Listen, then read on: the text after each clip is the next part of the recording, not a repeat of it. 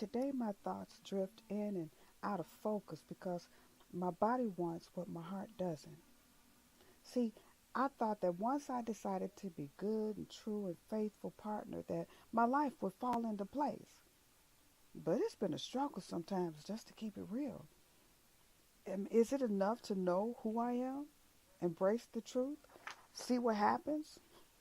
It's been a minute and it's all been truth. But I'm tired of being a friend because it's been a long time.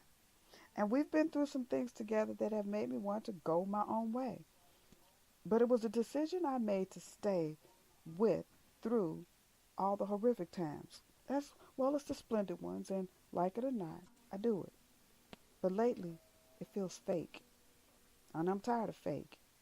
Fake takes a lot of energy, and I want to spend my energy somewhere else. My desire is for him, who he is, not what he was. That's what drove us apart. But we all have to grow at some point, whether in a better direction of enlightenment or darkness. It's all growth.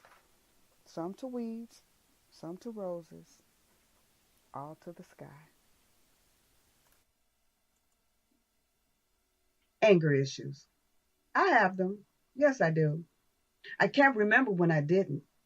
Sometimes when you least expect it, an infinitesimal thought from a time you haven't given thought to in a long time takes advantage of a quiet time, slips in under the radar in a moment of introspection, blasting through like a tidal wave during a day at the park near the shore while you're enjoying a glass of Chardonnay with your significant other who just happens to be apologizing again. And it's there. And you really don't have a full memory of why anger is an issue. It just is. But anger is in the details. The first time I rolled my eyes in righteous indignation, my youth clouded my ability to see anything except what I wanted. My eyes rolled clean through my teens, and as time passed, as the years do, my hands made gestures clearly not measured in the least explainable. But whenever the feeling of anger arose, it became clear where the fuse started and ended. With me, externally. Hands raised in the air, fists balled into knots, my fingers splayed, pointing accusations at the offending party. But just when you think that you're going to have a time to cool down, doesn't happen. But your head, it can't stop throbbing because you really didn't realize that your eyes became shot with blood, your face contorted to a point that you can see harsh lines along your cheekbones. But the worst part was feeling your heart race like a herd of stampeding rhino or elephants, and your jaw aching because before you even said a word, you were grinding and gritting your molars so hard it was what caused the headache in the first place. And you're gripping something balled in your hands and find it's just tissue. Time is not your friend in times like these. And you know it's best to keep your mouth shut, stay out of it. Sometimes, no matter how hard you try, you just can't. Hey y'all, I'm Blake Shelton. I love that country music connects people all over this great nation, but unfortunately so does something else, childhood hunger. 15 million children struggle with hunger in America. That's why the Feeding America nationwide network of food banks works to rescue our surplus food to help provide billions of meals to families in need across the country. Join the fight against hunger at feedingamerica.org. Together, we can solve hunger. Together, we're Feeding America. Brought to you by Feeding America and the Ad Council. This is a passionate plea for the sake of others. Because it seems when I pled for myself from the depths of my soul, as I was reaching out and up from the abyss of my life that was dragging me down, it felt as if no one could hear my silent screams for help. Screams so loud and panicked it tore my vocal cords into splinters and wrenched my throat until the pain felt like sandpaper against a cement wall, only no one could hear it. Until one day, as I was about to give up, give in, and claim that I was defeated, I was saved. And my Savior didn't just happen by one day as I continued my rants and ravings, as I cursed and clawed, as drool drizzled down my chin, as my eyes were dry, parched of moisture, no longer shedding tears, but felt like steel pads, as I blinked away the day and cowered from the night. No, my Savior was there the entire time. On those days when I knew that I was going to have to make one more devastating decision, but it's going to be the last, I swear I won't have to do this again decision. My Savior was right there. And when I was tearing to shreds the last vestiges of hope that I had, because there wasn't enough nickels or dimes or pesos coming my way, and I just was going down that dark and dismal tunnel because I didn't care if there was a light at the end. And just when I was signing off and saying my goodbyes, I was through yelling and fighting, debating, procrastinating, and pontificating. There he was. And I said I wasn't going to plead anymore. I knew what I'd done. I wasn't proud of it. And if I had to do it again, well, I just have to cross that bridge, wouldn't I? But I know in the back of my mind, I was still crying out for help. I was still hoping on hope that help would come. And even though I'd committed myself to the inevitable, I'd set myself on a course of no return. But he was right there, all along. He was actually waiting for me to stop all the screaming, yelling, and confusion I was putting myself through. And when that happened, there he was. His hand was out, and his arms were around me, and I was gathered into them like a baby.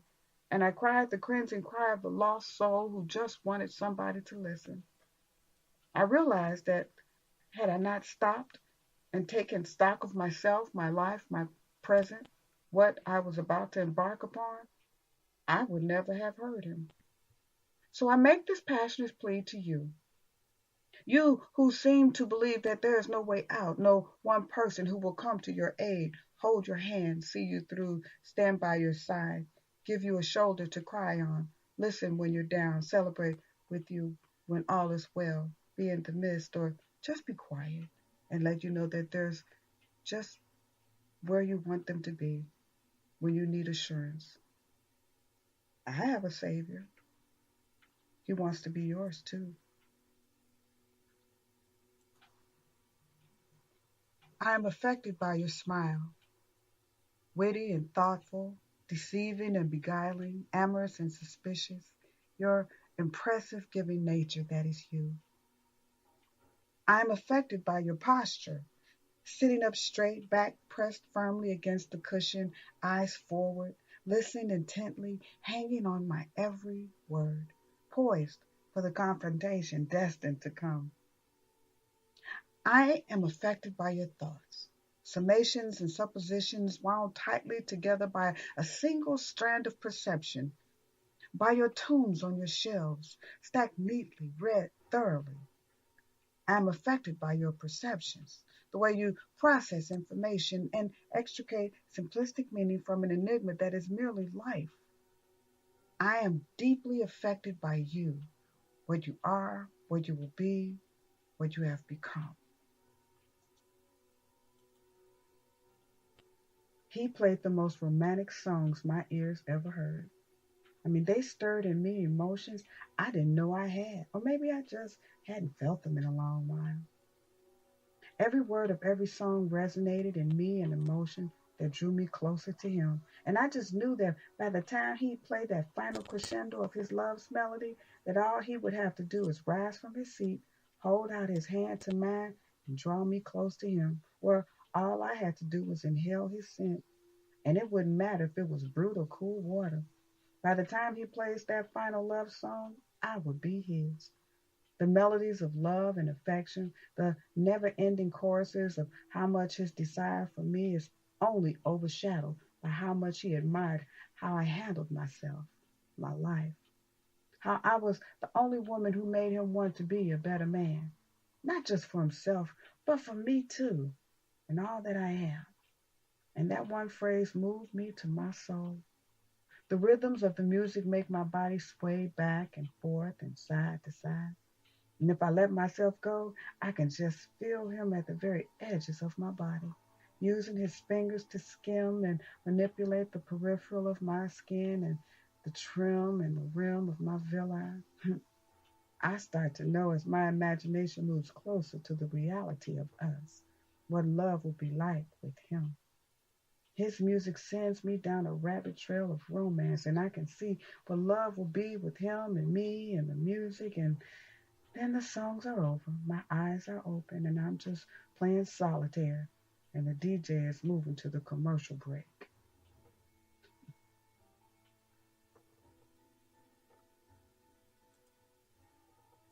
Don't Don't you want to be impressed? I want to be impressed. When you take a look at the day, at the end of the day, after you turn off the lights, just before you close your eyes, just before you scoot down underneath the sheets and find that perfect spot for your head and your pillow, don't you want to be impressed? I want to be impressed. When you step out on faith and take that leap into the unknown, when you know that rejection is far more likely than acceptance. I mean, after you've put yourself on a tightrope of hope and you just have a string of support, but you persevere in the face of adversity, don't you want to be impressed? I want to be impressed. When the right thing to do was not the popular thing to do. When you want to do the popular thing, but it's not the wrong thing. I mean, it's the wrong thing, but it's not the wrong thing. And you know it's the wrong thing, but it's the thing that will make you popular. Don't you want to be impressed? I want to be impressed. When you wake up tomorrow and yesterday wasn't as bad as you thought it was, and that if you can make it through today doing what you're supposed to do, only doing it better than yesterday because you weren't too sure of yesterday, but today is looking pretty good. And if you can get through today after yesterday, tomorrow will be a breeze. Don't you want to be impressed? I know I want to be impressed.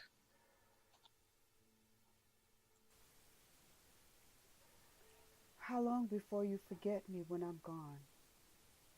Just yesterday, we were having a conversation about a mundane subject. We were laughing and making fun of our idiocy. You gave me the last of your dessert because you knew how much I love chocolate but can't eat it. Our arguments go completely over the top.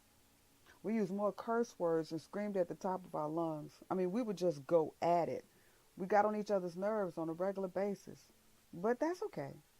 At least we were honest with each other. We hugged it out every time we saw each other. And when it's all said and done, you're the only person I know who truly loves me. And sometimes we have to take a break from each other because we just see too much of each other. So we hang out with our B group. And we don't say that to them. That's just between us because we love them too. But you and me, we could hang out forever, talking about whatever comes in our heads and not even think about the rest of the world. And that might not be too good of a thing, but it is what it is. Now time and life has caught up with us and we have to part. I know we'll miss each other and cherish those memories we have in common. I know life goes on, but I want you to be happy and strong. At the same time, I don't want you to ever forget me. I don't want to be selfish because love can be selfish, cruel, and unkind. And we know that, so please just keep our memories close in your heart. But don't let them hurt you because I don't ever really want to think that I could ever really do that to you. And if our memories won't let you move on, then I'm not being fair. And I want you to always be happy with our memories. Think on them and smile. Share them. Laugh. Be angry. If I haven't apologized to you for any reason, please know that I do now. And if it's too late, then I'll just have to take that as well. Just don't forget me. Remember me when I'm gone.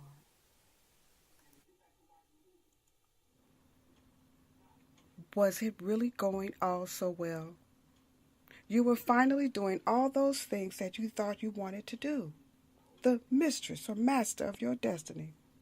No one had control over your day. It was planned out to your specifications, desires, goals. Nothing happened that you didn't know about in your life. You made your own schedule, set, planned, and wrote the script of your day. Then you got sucker punched into thinking that you had a place in this world. You foolhardily believed that this was a race you could win, and that you had a dog in this fight. Your 2 proverbial cents to put in and make a difference. You weren't alone. Even though you completely forgot that you didn't want anything to do with the fight, because the fight, the battle, the war wasn't for people like you. People who believe that if you play fair, play your cards right, don't cheat, be honest, never malign another person, step on someone else's throat to get ahead, or push aside the ideas, conceptions, and hard work of another to get ahead, that if you respect the boundaries of another, that you would do well. But that's not true. This world isn't for you to conquer or to claim. It already has its victors here. And they aren't about to give up the throne without a fight. They've claimed what they know are the best parts of this world, and they are not about to relinquish that power to you or me or anyone else. They have been grooming and molding and shaping their children for decades so they can hand that power and wealth over to them. And if I or you want a piece of that power or wealth, don't think it's going to be a fair fight. Because the powers that be have trained their heirs on how to wield, manipulate, and lord over others that power and wealth, so that one day all that power, wealth, that big dog in the fight, can be theirs. And their children have been fighting amongst themselves for all that power, all that wealth. Their servants, even the lowest of their ranks, have been salivating about that power, that wealth. Their servants, the undeserved privileged, who open and lock their doors and stand behind them in public, looking out for their well-being. Their servants who send their hard-earned money to their families, open 401ks and money market accounts so they can send their children to schools where the tuition is higher than your yearly salary. Their servants who make sure their friends get the best jobs, even at the lowest levels, because they hear privileged conversations. And their friends act like they're privileged because they were the first to get a job when no one else could. And they all become beholden to the privileged few, unaware that they're being used and stepped on. They don't really see that they're no better off than those of us who don't know the privileged few. They just get to hang around them sometimes. They don't have a dog in the fight either. The rest who have been used and misused, who have been put out and stepped on, made to feel less than themselves. Especially after we've all spent our entire lives reminding ourselves daily that we are somebody, somebody with worth, somebody with intelligence and sophistication, somebody with the ability to stand up for ourselves and to stand with others for a righteous cause. We just want a change of power to hands we think we can trust. But sometimes it's the same set of hands with a different label. And the same people in power still manage to make you feel like if you just hang in there, one day you too can have a dog in this fight. If you want to. I'm at a point where I question my ability to read people. Yeah, I know I said I could, but people change. The ones that come near seem like the ones I would trust. The ones who said they had my back, I wouldn't trust them as far as I could throw them. I'm at a point where I question my ability to discern the right from the wrong. And before, yeah, it was easy because we were young. Everyone had the same ideals. We were all in the same fight, had the same battles and strategies. The outcome was what we all wanted. But now the war is different. It's the same war with the same soldiers fighting on the same front, and some have the same tattered uniforms, and they chant the same battle cry, and I attend the same rallies with the same people. But it's different now. It's too many skirmishes, too many deaths, too many walking wounded who remember when we stood up for them in the fray, in the heat of the battle, when all seemed lost, and they needed someone to reach out and pull them out of the ditch and cover them with their bodies while the bullets flew overhead. And all they knew was there was noise and somehow it's not affecting them because someone covered them with their blood and they emerged victorious. And they're different now. And I'm different now. But the war rages on and the battles are held on the field of death and the bodies pile up in numbers staggering, sublime. And we stop counting them because we have to soldier on until the war is won. We're all different now. There are times when I want to check out. And it seems like there's no end to the war. There are no more victories.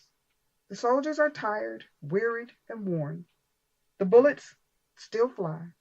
The death toll still rises. Not as much as you would think anymore. And the enemy, he doesn't care. And I don't know who he is anymore.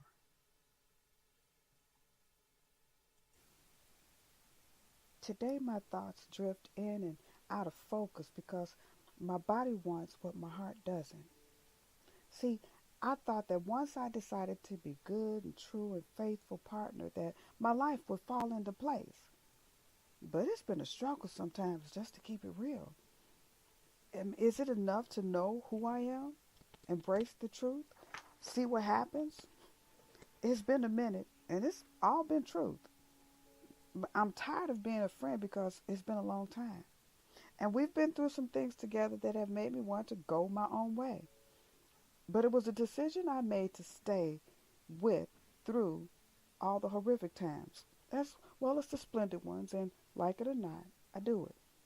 But lately, it feels fake, and I'm tired of fake. Fake takes a lot of energy, and I want to spend my energy somewhere else. My desire is for him, who he is, not what he was. That's what drove us apart. But we all have to grow at some point, whether in a better direction of enlightenment or darkness. It's all growth.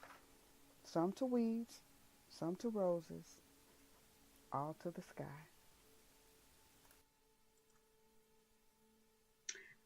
There was a time when we could not wait to start the day. Man, I would wake up excited and refreshed, sometimes hungover, but always with memories from the day before that had to be shared and recaptured and relived in conversation and through socialization of the next day. We used to just get dressed because we knew we were going to see each other later. Remember that time not too long ago? That day when we all got together and sat on the stoop or stairs or the porch because we finally finished our chores or dinner was done and the kids were watching their evening TV shows. The evening breeze felt like silk and cool water on our skin. The city lights twinkled all around us as they hid the dirt and the debris of the day. All the skid marks on the streets became iridescent in the early evening.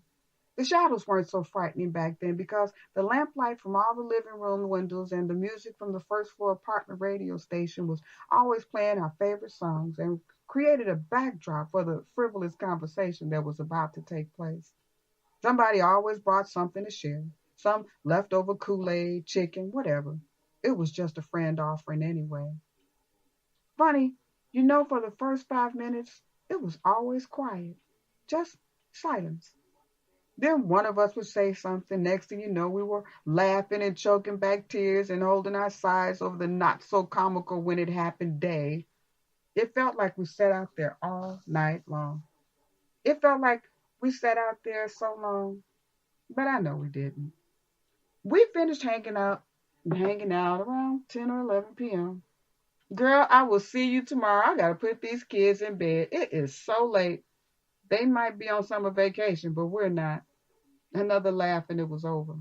That last breath of cool evening air. No more wine, no more laughing camaraderie. Couple of hugs, and back to our own separate lives where we'd make our own memories and share more laughs. But none like that. There was a time when I could wake up in the morning, jump out of the bed, and hit the ground running at the speed of love. I was Superwoman. I woke up the kids, made breakfast, checked homework, answered all kinds of crazy questions, made important calls to the landlord, the plumber, the teacher, the mayor's office, mama, girlfriends, enemies, fellow mamas like me. I fixed lunches, read my Bible, checked kids for contraband, and the calendar to see who was staying home and why. Daily events that could put corporate America to shame. I showered, dressed, and got to work myself, all before 8:30 a.m. I put in a full day of yes, sir, and no, ma'am. And when that was over, I picked up the kids from school, ran a few errands on the way home. And when I got home, I started dinner, handed out snacks, checked backpacks again, went over homework and extra school activities coming up, settled debates, arguments, and fights, add in husband and in laws, aunties, uncles, and cousins. I hung out with my friends and made myself available for after school volunteering, chaperoning, and Sunday workouts. I lived for the late night Fridays. That was the highlight of my social calendar. Going to my living room after a long week of responsibility and kicking back on the couch with a glass of whatever the money could afford that week and just breathing. Just to highlight what Superwoman has done. Today, I look back and I'm amazed I didn't crack under the pressure. I realize now it was the pressure that kept me going.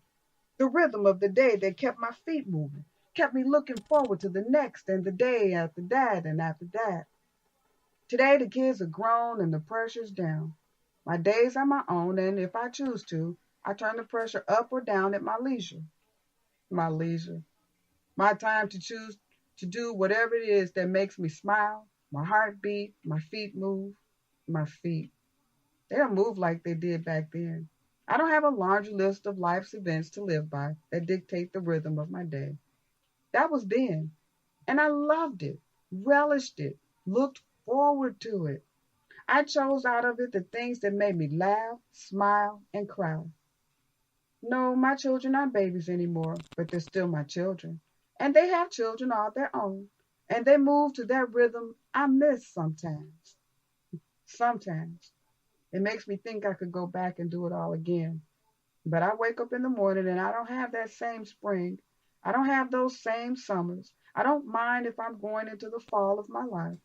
I have a rhythm now, and I wouldn't change the beat of it for anything. And I can choose which beat suits me best any given day. And that makes me happy.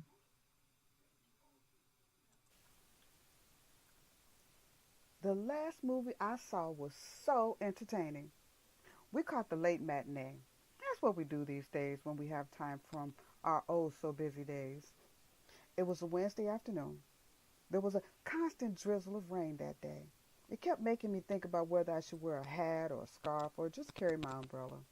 Those things are useless most rainy days these days.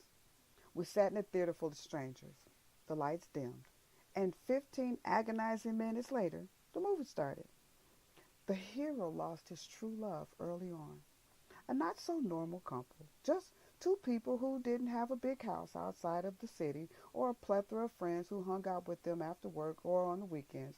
They didn't have fabulous jobs that afforded them beautiful cars or extravagant vacations. All they had was each other in their everyday life. And they did everyday things that we all related to on some level. When a happy couple was together, I felt every moment when their lips met and their bodies sweated and slid all over each other with their hands and their tongues. I was engulfed in every conversation they had about his life and her job and their friends and enemies and the troubles they had in their everyday life. I was devastated when she died, and I wanted to hold him in my arms. And I said to myself then, why do the writers have to separate happy couples and make them suffer? I mean, why can't movies just be about happiness? Hmm.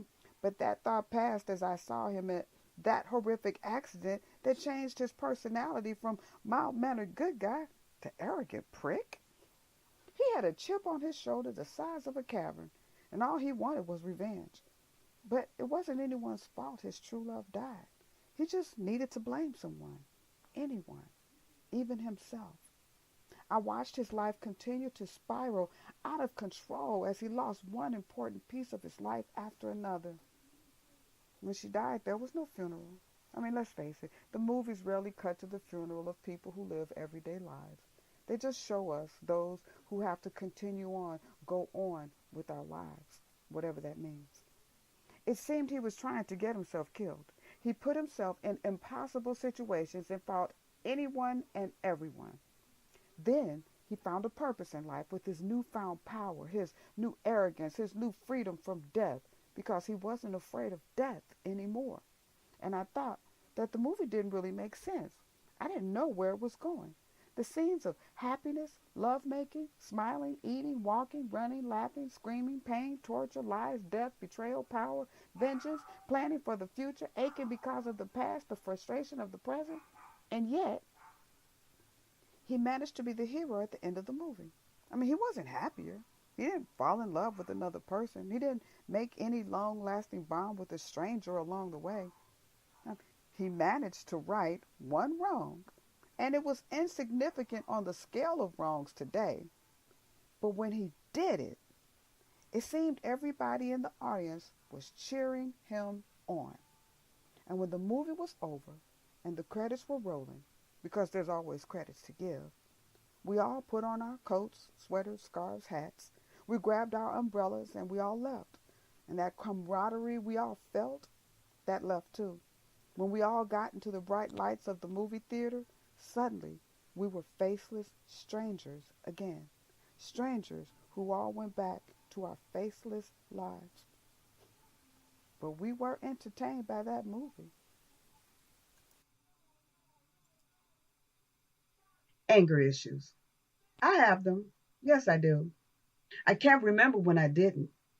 Sometimes when you least expect it, an infinitesimal thought from a time you haven't given thought to in a long time takes advantage of a quiet time, slips in under the radar in a moment of introspection, blasting through like a tidal wave during a day at the park near the shore while you're enjoying a glass of Chardonnay with your significant other who just happens to be apologizing again. And it's there. And you really don't have a full memory of why anger is an issue. It just is. But anger is in the details. The first time I rolled my eyes in righteous indignation, my youth clouded my ability to see anything except what I wanted. My eyes rolled clean through my teens, and as time passed, as the years do, my hands made gestures clearly not measured in the least explainable. But whenever the feeling of anger arose, it became clear what the fuse started and ended. With me, externally. Hands raised in the air, fists balled into knots, my fingers splayed, pointing accusations at the offending party. But just when you think that you're going to have a time to cool down, doesn't happen. But your head, it can't stop throbbing because you really didn't realize that your eyes became shot with blood, your face contorted to a point that you can see harsh lines along your cheekbones.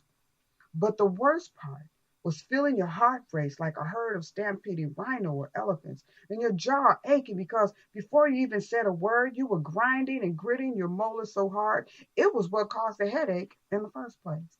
And you're gripping something balled in your hands and find it's just tissue. Time is not your friend in times like these. And you know it's best to keep your mouth shut, stay out of it. Sometimes, no matter how hard you try, you just can't.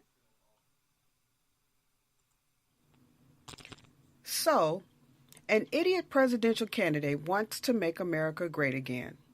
And which great America does he think will come back with the rhetoric that's being spilled? Let's just separate ourselves from those who believe his bullshit, first of all. Because all they want is for America to be filled with racism, hatred, fear, and loathing for one another, all over again. The great America that strung up our grandparents and uncles and aunts and sisters and brothers. The great America that denied us entrance into stores and made us sit on the back of the bus. The great America that watched us as our churches burned and dogs attacked us and fire hoses were sprayed on civilians while they protested for equality. The great America that became the killing fields in Mississippi. The great America that kept us down and poor and neglected by societal standards. That great America that only accepted the predominance of white people. Let's make America great again. Not that great America that kept my parents' parents and their parents from getting a college education, a home loan, and a decent job. Not that great America that required them to kneel on the floors of white-owned homes, where they had to scrub the floors of white people. That great America where they could clean their toilets but not use them. That great America where we lived separate from them at night and during the day we raised their children and went home to beans and rice for dinner every night for literally pennies, always eating the scraps from their tables. Let's make America great again. You know, the one that oppressed and brutalized women.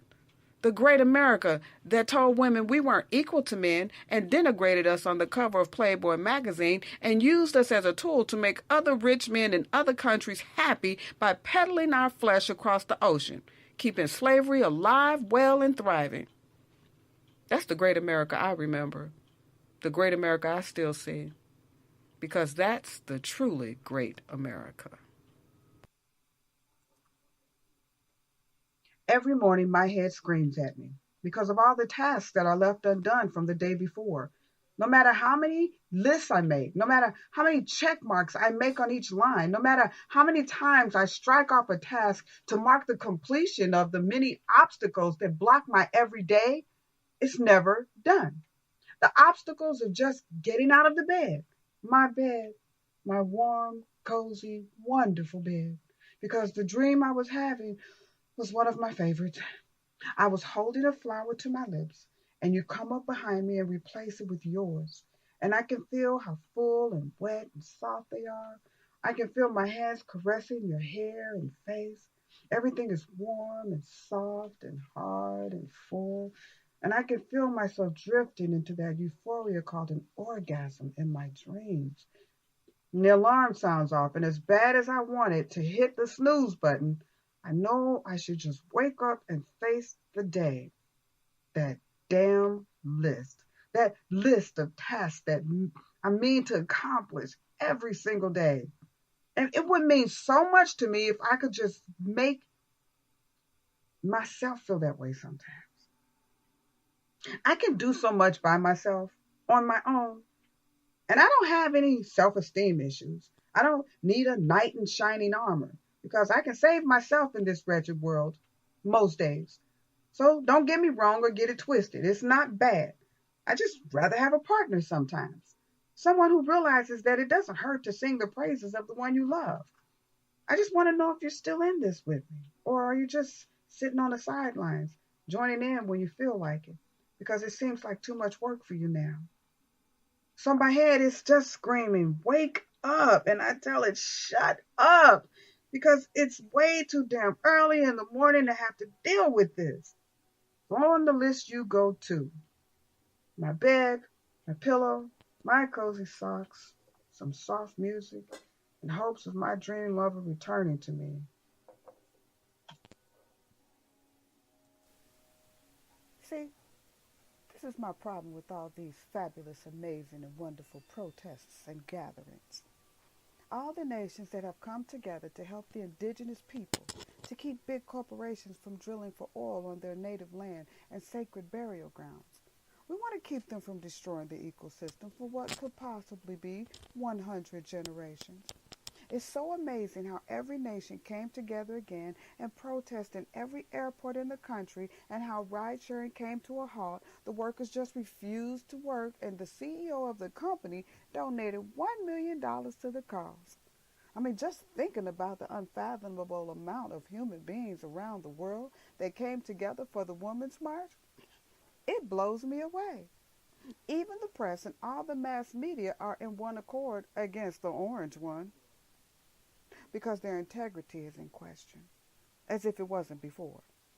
Every person I know has an opinion of outrage and disgust, everyone agreeing to that moral outrage because of the actions of the current administration. See, I can call them that at least. But what about us, the disenfranchised black people of this country? We who protested and cried out for help when Trayvon and Michael and Eric and dozens more black men were murdered in their own neighborhoods through the abuse of authority in the police force in this country. Where was the moral outrage of all the nations in this country then?